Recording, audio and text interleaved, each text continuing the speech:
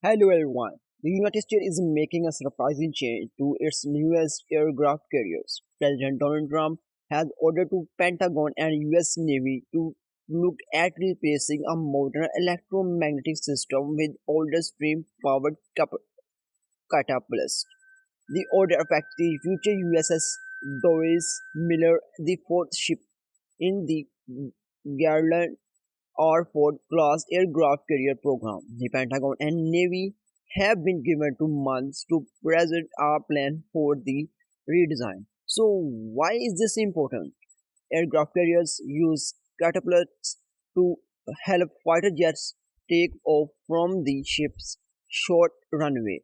The Ford class carriers were designed with a system called EMALS, stand for Electromagnetic Air Launch System. Instead of using stream pressure, EMALS using electricity and powerful electromagnetic technology to push an aircraft forward at very high speed. The system has created to make aircraft launches more efficient and precise. The USS Garland Airport has already completed more than 36,000 EMALS launches according to Pentagon information. But Trump has been a long time criticist of the electromagnetic system. He has agreed that traditional stream capitalists are more reliable and better proven. Now, his administration wants the Navy to return the older technology on future carriers. However, the decision could be expensive. The Doyle Miller is already well into the construction and the electromagnetic system is already partly produced.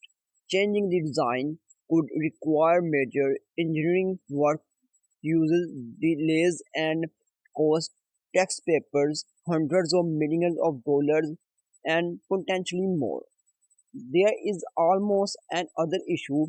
Steam capitalists need more cellulars and can be more difficult to maintain.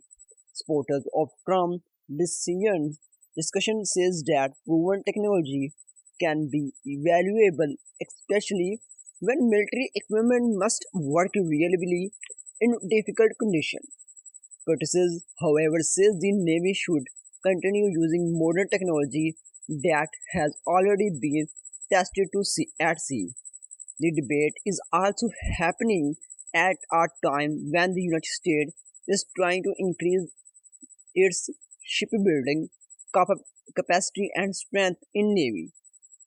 For now, the Pentagon and Navy have 2 months to develop their plans. The final result could have a major impact on how Americans' next generation of aircraft carriers are designed. What do you think about this? Tell me your opinion in comment. Please like and subscribe for more updates. Thank you.